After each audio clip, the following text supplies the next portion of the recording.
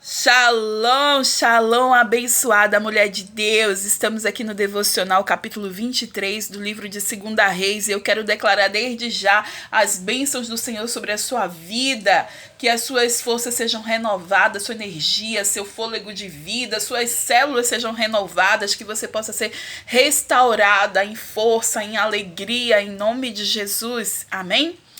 Bom, antes de a gente começar essa leitura do capítulo 23 sobre Josias, eu quero te convidar para a gente orar. Então feche seus olhos, incline sua cabeça.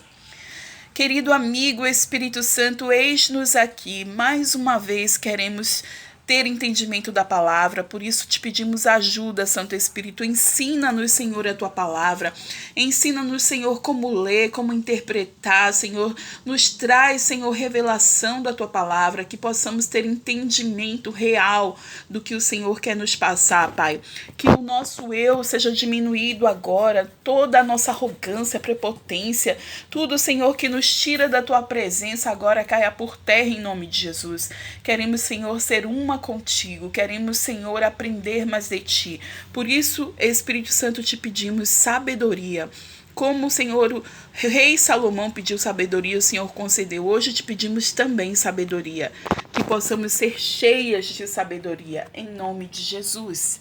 Amém, amém.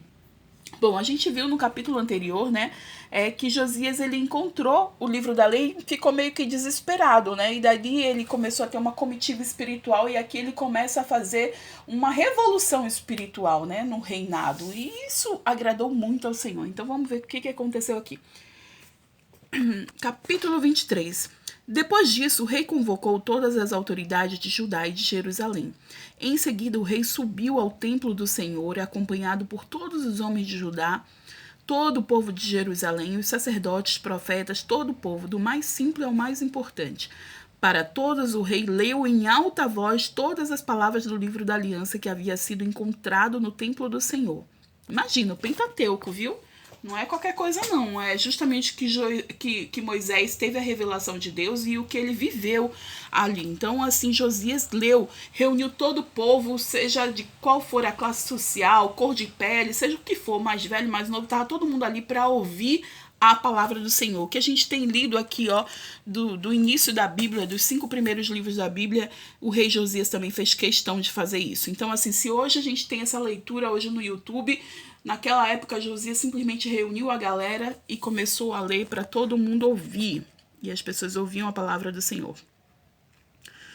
Versículo 3. O rei colocou-se junto à coluna real e na presença do Senhor fez uma aliança, comprometendo-se a seguir o Senhor e a obedecer de todo o coração e de toda a alma aos seus mandamentos, aos seus preceitos e aos seus decretos, confirmando assim as palavras da aliança escrita naquele livro. Então todo o povo se comprometeu com a aliança. Minha gente, é fácil fazer isso? Não. Às vezes é muito difícil para nós tomarmos essa decisão e fazermos por nós mesmas. Imagine levar marido, filho e toda a família, né, a fazer isso. Não é nada fácil. A gente tem isso em oração, em jejum, a gente intercede, a gente clama pela nossa família. Imagine que o rei fez isso com todo o povo, com toda Israel. E eles se comprometeram a servir ao Senhor e eles queriam servir ao Senhor. Eles tinham esse desejo e eles renovaram, fizeram essa aliança. Glória a Deus! Uau! E que assim seja comigo e com você, que a gente consiga, sabe, levar os nossos entes queridos, nossos amigos, nossa família para os braços do Pai, para servir ao Senhor, para ouvir e obedecer a Deus em nome de Jesus. E você tem isso como promessa, então tome posse dessa promessa em nome de Jesus. Versículo 4. O rei deu ordens ao sumo sacerdote Hilquias, aos sacerdotes auxiliares e aos guardas das portas que retirassem do templo do Senhor todos os utensílios feitos para Baal e Azerá, e para todo o exército celeste. Eles aqui adoravam, né, outros deuses. Falou aqui de Baal, de Azerá, e também eles faziam isso com... O que a gente leu? Alguma coisa celeste? o exército celeste, ou seja, adoravam o sol, adorava a lua, adorava as estrelas, adorava planetas, adorava, enfim, Mercúrio, Marte e lá vai, né? Então, assim, existia já aquela astrologia. A astrologia, a gente sabe que é o estudo dos astros e é para estudar mesmo. A gente precisa entender, Deus fez isso para a gente ter uma noção, uma consciência, ter entendimento, justamente. O sol, as estrelas, a lua, tudo são corpos celestes, né? São astros que Deus criou. Deus criou. Eu falei até aqui que outro dia eu vi uma estrela cair, né? Tipo, eu vi assim, uma coisa e na mesma hora eu vi, eu vou fazer um pedido. E na mesma hora o Espírito Santo falou comigo, pra que você vai pedir para uma estrela se você pode pedir para o Deus Todo-Poderoso, se você pode falar com El Shaddai, aquele que te criou e criou a estrela? E na mesma hora eu fui pedir perdão para o Senhor e fui falar com o Senhor. Naquele momento eu nem sabia o que eu ia pedir. Só que todos os dias eu falo com Deus, Ele sabe. E ali eu me coloquei diante do Senhor. Então aqui eles também faziam, não só estudos dos astros, mas eles adoravam os astros, né? Imagina, você lembra que quando Josué orou e fez o sol parar, a lua parar, você lembra que Deus fez isso? Então Deus é o Criador. Para que você vai querer ir para terceirizados? Para que você vai querer ir para outros se você pode ir direto pro cara que é Deus? Então aqui Josias ele fez muito bem. Ele tirou não só os ídolos, né, como Baal, Azerá, mas também aquela comitiva toda celestial dos astros, né, que ficavam no céu. Cadê a palavra? Exército celeste. Ele os queimou fora. Cadê? Ele os queimou fora de Jerusalém, nos campos do vale de Cedron, e levou as cinzas para Betel. Versículo 5. E eliminou os sacerdotes pagãos nomeados pelos reis de Judá para queimarem incenso nos altares idólatras da cidade de Judá e dos arredores de Jerusalém. Aqueles que queimavam incenso a Baal, ao sol e à lua, às constelações e a todos os exércitos celestes. Também mandou levar o poste sagrado do templo do Senhor para o vale de Cedron, fora de Jerusalém, para ser queimado e reduzido a cinzas, que foram espalhadas sobre os túmulos de um cemitério público. Também derrubou as acomodações dos prostitutos cultuais que ficavam no templo do Senhor, onde as mulheres teciam para Azerá. Azerá era um deus, né? Então o que ele fez? Ele eliminou toda a idolatria. Sabe por quê? Porque ele leu o Pentateuco. Ele leu o que Moisés, o que Deus revelou para Moisés, o que Moisés viveu com Deus. Ele leu as extraordinárias coisas que o Senhor fez através da vida de Moisés e antes mesmo de Moisés. E ali ele entendeu que há um só Deus, que ele não permite a idolatria, que ele não quer dividir a glória dele com ninguém. E ali ele acabou com os deuses, com Baal, com Azerá e também com toda essa celestial, quando as pessoas adoravam o sol, a lua, as constelações e tudo.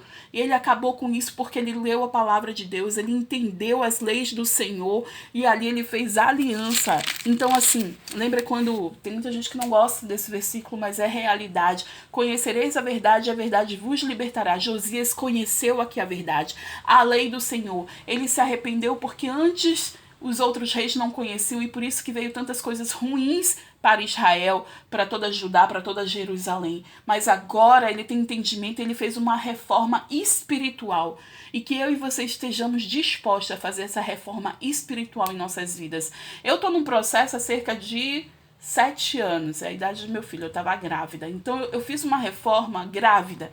Comecei uma reforma espiritual na minha vida e eu tenho buscado ao Senhor desde então.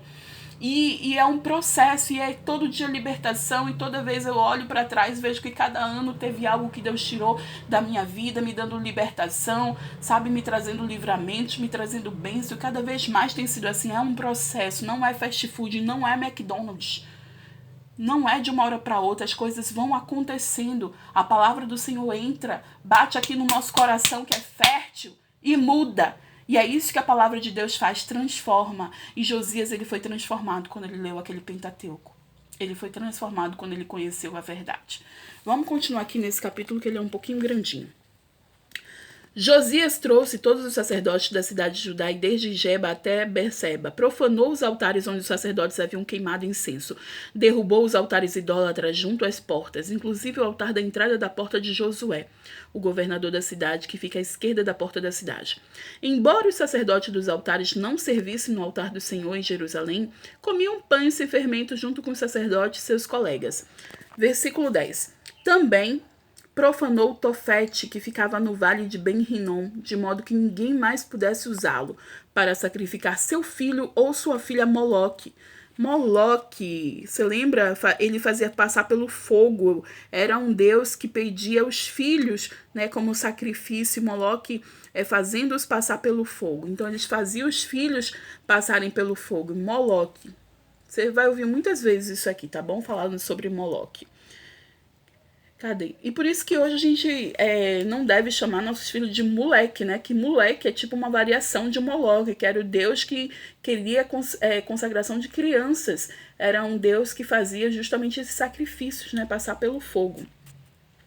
Versículo 11.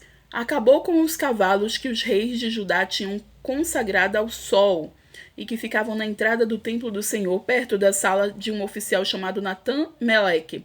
Também queimou as carruagens consagradas ao sol, consagrado aos astros celestiais. Lembra que a gente falou sobre isso? Então, eles consagravam ao sol, à lua, às constelações. E hoje não é diferente não, viu? Tem gente que não sai de casa se não lê sobre o que os astros falam, né? Eu quero dizer que o astro da sua vida é o Senhor Todo-Poderoso e ele fala aqui nessa palavra. É isso que ele fala sobre você e para você.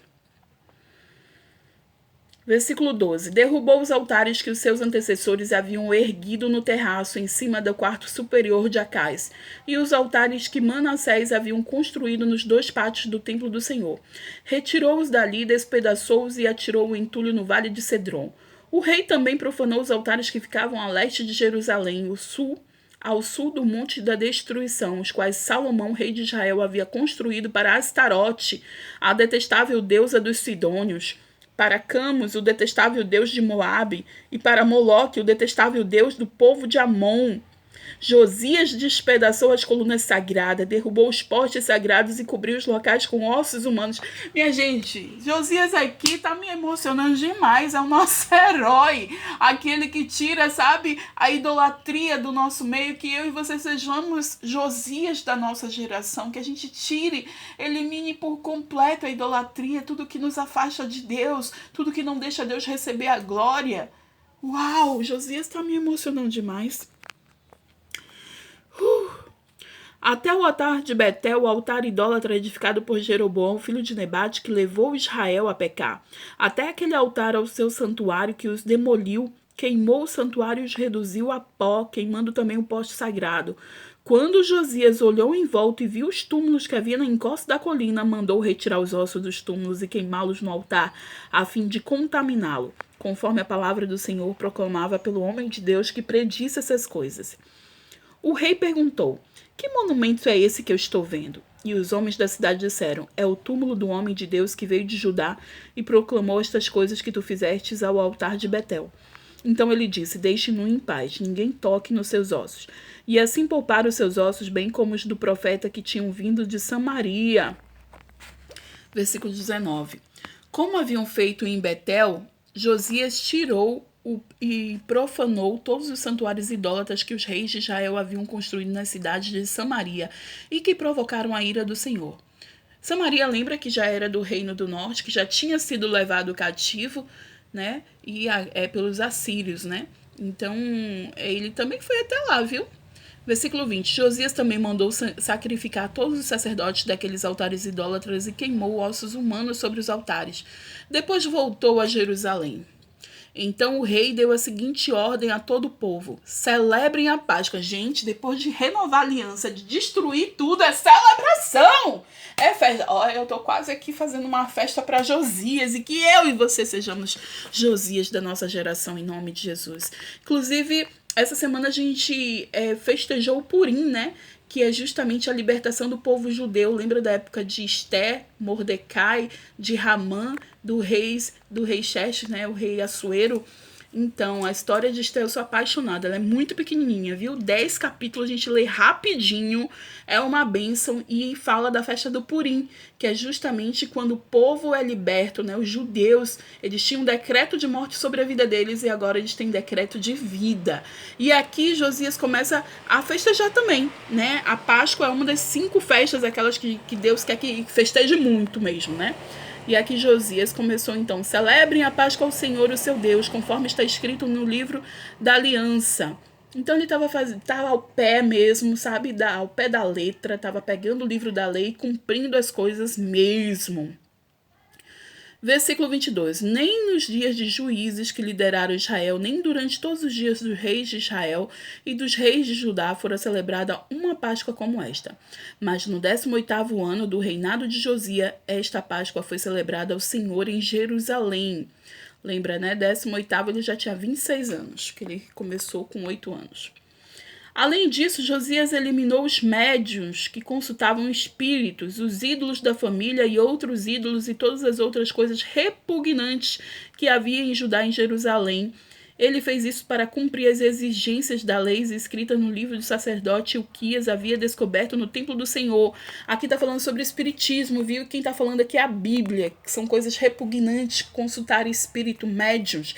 Quem está falando isso aqui é a Bíblia. Você vem aqui em 2 Reis, capítulo 23, que fala sobre Josias. Não só isso, viu? A Bíblia toda fala. E aqui ele fala como é repugnante isso. E Josias eliminou isso. Versículo 25.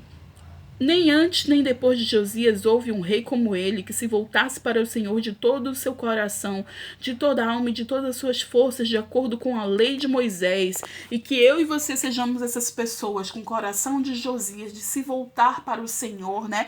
De fazer cumprir a lei do Senhor em nossas vidas, em nome de Jesus. Vamos aqui.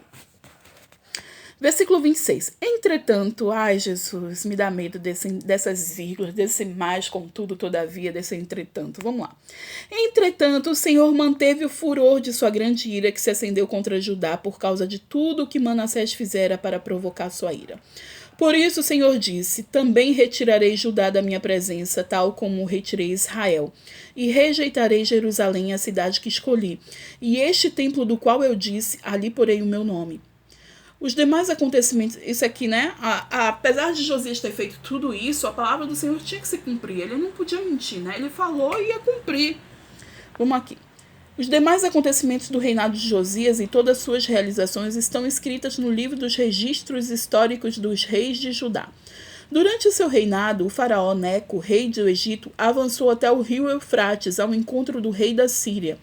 O rei Josias marchou para combatê-lo, mas o faraó Neco o enfrentou e o matou em Megido. Os oficiais de Josias levaram seu corpo de Megido para Jerusalém e o sepultaram em seu próprio túmulo. E o povo tomou Jeoacás, filho de Josias, ungiu-o e proclamou rei no lugar de seu pai. A gente ainda vai terminar aqui. Eu vou terminar e depois eu falo sobre isso de Josias, tá bom? Vamos lá.